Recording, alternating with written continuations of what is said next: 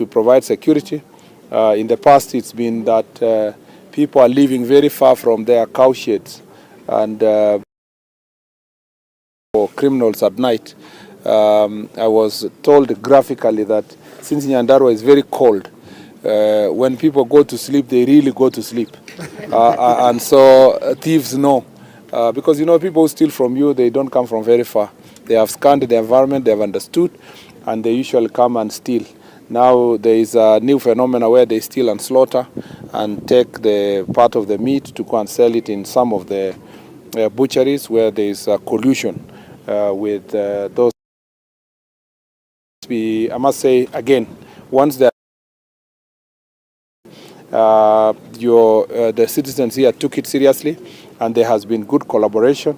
We have brought down that problem of livestock theft. You know that one of the police stations was banned in Donjonjeru, and part of the reason was because there was an irate mob, members of public, as a result of the suspect we were holding. The contributing factor was also the presence of those suspects who were thought to be cattle thieves, and the citizens had lost faith in the judicial system. I want to say that no one should take law into their own hands. It's important to allow those suspects to be taken to a court of law. In the process of their interrogation, it helps us to appreciate the depth and the network that works together to perpetuate livestock theft. So it's important also, based on our constitutional order, for our citizens to not to use mob justice. It's important to take all these suspects to a court of law. So that is a matter that I expect that it will be more conversation. We'll have more conversations when we have our chiefs and assistant chiefs, who are also our representatives in the community. The other issue we've been following up is the issue of drug abuse and drug and alcohol abuse. Again, a lot of work has been done here. Thankfully, there is no commercial production of adulterated alcohol in this place, or second generation alcohol that is laced with poison. We don't have the production here, but here remains a point of target by producers and smugglers who come from a neighboring county.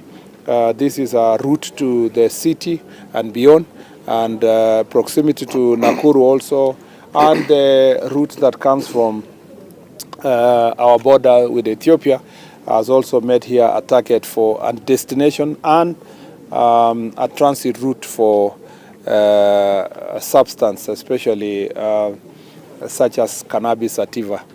I am happy also that the cannabis sativa that used to be planted in Abadeas and these other forests, a lot of work has been done in a multi-agency team by the security forces to make sure that those plants are uprooted and the suspects are arrested and taken to court of law. So if we continue with this effort, we should be able to finish illicit brews, adulterated alcohol, ethanol that is sold as alcohol, and we should be able to finish also the question of drugs in this area. Again, my conversation with the chiefs and assistant chiefs is to find strategies that will make sure that we exterminate this vice from our society. We also want to put emphasis on matters of rehabilitation, and we will be having conversation with the governor and the MCS. Hopefully we can have publicly funded, accessible and affordable rehabilitation centers in this place to rehabilitate those who have been victims of alcohol abuse. On the third issue that is of concern in this county is generally, as I said, this is generally a very peaceful county, but we have challenges of late when it comes to public protests of political organizers inducing young people and misusing them to organize violent demonstrations. And as soon as they become violent, of course, they cease to be protests or demonstrations as expected by the Constitution. And I'm glad that also the law enforcement agencies have taken very firm action against those who burned property, burned vehicles, burned the police stations, destroyed property. And going forward, we believe that anyone who will be organizing protests or demonstrations as enshrined in our constitution will have to work with the police officers, and they must act peacefully. As I said before, we will act decisively. We will charge everyone. I saw some people complaining somewhere yesterday that we are charging people with charges of terrorism. If you ban a police station, you ban government cars, whether it's county or national, you ban police office, you ban somebody's supermarket, there is no other charge that we can bring before the court. The best charge at that point in time is those related to terror, because that is exactly what you are doing. Other than that, I think most of the other issues we are going to have a robust, open conversation with our chiefs, assistant chiefs, OCSs, and the members of public. And we believe that out of that conversation, we will have something to share also with the members of public and on the way forward in terms of law and order in Nyandarua County. Asante sana. I'll take about 3 questions. Yes, please. So I'll start with you, and then we'll go to 3 others. My name is Francis Wawira from Kameme TV. Okay. In Nyandarua County, there has been rampant cases of femicide. Have you been? Oh yeah, sorry. On that? Yeah. Answer all of them. Tomorrow there is an expected meeting at Kamukunji. Has the government given the license to the DCP party and his allies? First of all, let me say that we have, as this county, I forgot to say this, we have cases of homicide, suicide, rampant cases. It is related to mental health issues, and we are actually trying to find better ways of addressing this, because it is contributed by societal and social issues, and particularly where cases are related to femicide and gender-based violence. We must deal with it as a society. In fact, one of the conversations we'll have with the chiefs and assistant chiefs is how best to confront the question of gender-based violence, femicide, issues of sexual assault and defilement. All those issues are continue in society. It has led to, there is a level of cover in, acceptance, or there's a great extent, this, I'm looking for the right word to use, but let me say that to a great extent it's because of society is compromised in terms of their values. Particularly when a woman is beaten or women are beaten, there are still people who believe that someone has a right to beat his wife. And also the cases also involve men. And I have told and I will be telling the chiefs and assistant chiefs, and I've told them elsewhere, these cases cannot be resolved using chiefs baraza. These are people to be arrested and taken to court of law. We must meet the highest punishment on them, and we encourage families to come out, particularly family members who are covering up for cases of defilements and incest. We must be able to bring them out, and that's a conversation we'll have with the chiefs. But also we need to invest as a society on mental health issues.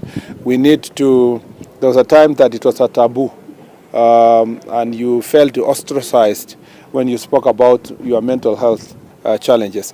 People need to embrace the fact that the same way you can get flu, the same way you can get malaria, the same way you can get diabetes or any other disease, also mental health is a disease like any other disease, and it's important to seek for help, medical attention. And maybe that's an area also we will collaborate with the counties, because they have the medical facilities of last mile, to make sure that people are also, we create more awareness on mental health and deal with those issues. Any person who would like to have any rally, public paraza, as long as it's peaceful, the police will provide security, and it's important that they give the necessary notification. If they have given the notification, of course, we have absolute no issue with any person, any political party, any politician calling for a meeting. Just need them to notify the police, and they must ensure that their meeting is peaceful and does not lead to situations of disrupting the peace for others, or burning of property, or looting, or violence. The rest, with proper notification and commitment to observe peace, the police officers are always on standby to provide security for anybody who would like to exercise their freedoms under the Constitution in a peaceful manner. Yes, madam.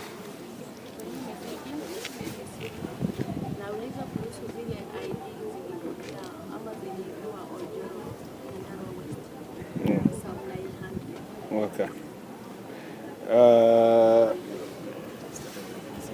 Okay. Silibiwa kwa nini? Okay. Sorry, I wasn't aware about that. I'm told that, as you can hear, thieves broke into one of our offices and stole IDs. I've just whispered to the Director of National Registration Bureau, and he has told me that he was aware about it, and there's an ongoing replacement for those IDs.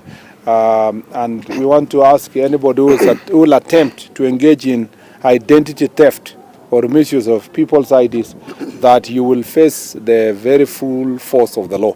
And therefore, it's important that if you find anybody's ID, return it to the person, or leave it to the nearest police station, or to the chief or an assistant chief. Don't attempt to misuse anybody's ID. Yeah. Yes, Minor. I will finish up with you. Just give us a moment. And my question is on yesterday's human rights activist pressers in Nairobi. As you've said, some of them have even claimed that on July 15, you're on record saying 1,500 young people had been arrested because of various charges, accusations of arson, what kind of and the violence. And they say they've been able to trace only 500 cases. And they're saying, where are the rest of the 1,500? And they also went ahead to say that they are missing persons, and also that some of the young people have been detained without legal representation. First of all, let me say that for all persons who have been arrested, not all persons who are arrested are taken to court. Okay, some are arrested, they record their statement, and the investigations continue until such time that they will get now an order from the court to appear before it for purpose of taking plea. So if there is any person not accounted for between arrest and charging, probably that person was arrested, recorded their statement, and further investigation is going on. I'm happy that they are following up and they know the numbers of the people who are taken to court. We can also provide that information in good time as National Police Service if anybody needs it. And those who have been charged for various offenses, some theft, some shoplifting, some others are violence, some have been charged for terror, some have just for robbery, some, as I said, stealing. So depending on what you have found, the evidence we found against you, you will be charged for the offense that you committed or that we suspect that you committed. And all those people are free to get legal representation of their choice so that they can defend them in a court of law. If there is any person who is missing, there is a procedure for reporting missing persons, and that should be reported to the nearest police station so that the police officers can start investigations to find their whereabouts of any person who is missing. Otherwise, any person who is in police custody or who was arrested by the police can be accounted for. Their whereabouts can be accounted for, either that they were taken to court or they were released pending investigations until such time when we are ready to charge them, or if you don't find sufficient evidence perhaps, then they will be free to proceed with their own activities. Yeah. I think there was somebody else. The last one. My name is Simon Gura, Noro TV, Nyandarua. We've had concerns from members of the public and local leaders about shortage of police vehicles and also filling of positions for the recently gazetted administrative units, especially in Kingdom. What are you doing about it? Yeah, well, thank you very much. The real sticky issue you will be hearing in the conversation is police vehicles, police strength, operationalization of administrative units, vehicles for the administrators and motorcycles. So that is really a full conversation that we are going to have today. But just to assure the members of public that we are trying, first of all, we are seeking for budgetary allocation to operationalize the administrative units that were recently gazetted. And some of them are not too recent. Some were gazetted in 2017 and yet to be operationalized up to now. We are working together. This is a very sticking issue even for the members of parliament. The next supplementary budget, we could have additional resources, we should be able to operationalize a number of them. And two is that there is an ongoing procurement process for police vehicles and vehicles for administrators and also prisons officers. It's been ongoing. We hope that it can be closed in a month or two, actually by October, latest November, so that then we can start distributing these vehicles to serve Wananchi in different parts. I'm glad that Wananchi appreciate the services that police officers offer beyond just their call of duty. You know, a police car is not just it sometimes also turns out to be an ambulance. Sometimes it becomes the car that is carrying the death to whatever. They carry also suspects to court. So they do a lot of things that sometimes I was telling these people in Kiambu 2 days ago that this is an area also we must have a conversation with both national and county government to invest more on ambulances because in most cases when we have accidents, especially in the highways that we have, like this one to all the way to Nanyuki or to Nyeri, or this other one that comes from Mombasa to Malaba, it's important to station ambulances around these areas because failure to do so ends up police officers handling victims of injury. We need ambulances in other places so that they can serve. So there can also be collaboration to help. The reason why you see citizens are very appreciative of the police vehicles is because they are multi-purpose in societies and around the corner. That's appreciated. Thank you for having us. Governor, unless you want to say one thing.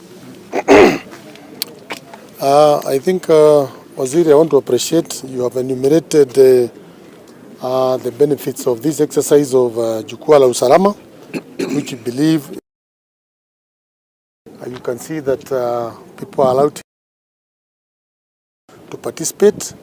I am also happy to note that you have already been briefed about the issues to do with the theft. It was actually very bad, but due to the relationship we have with the security team around here, we have been able to solve some of those cases. Apart from maybe people not understanding where to place the animals, there was also the issue of some characters who are government workers colluding with the people. And after we consulted with the security team, some of those fellows were removed from here, and immediately they were removed, things changed. So issues to do with alcohol you have mentioned. The only thing I can add, maybe to make things better, is that, Nyandarua, we normally say it's marginalized because our headquarters was left the other side in Laikipia. So you find even most of your senior staff still live in Nyahururu. So as you be considering the budget kindly, we've already given them land. Like the commissioner residence, we have land. Also the security guys. So we would wish that you can provide accommodation for them, so that we are here throughout, even at night, so that when issues occur, we will be able to handle them together. Otherwise, we appreciate what the government is doing in the line of security. I hope it's going to continue, because there is no development that can take place without security. We are having our first university now coming in. Correct. I know we will have more people now coming here, and we expect the things to change. We appreciate the police station which is being done here, though we would have wished if it was possible. Now this being a headquarter, maybe we would have gotten a better, slightly bigger police station where maybe all the departments, that is traffic, that is intelligence, that is OCPD, OC, all of them. Otherwise, it's a good start, but we wish that in terms of infrastructure, we are not doing very well, and I hope that you will also support us.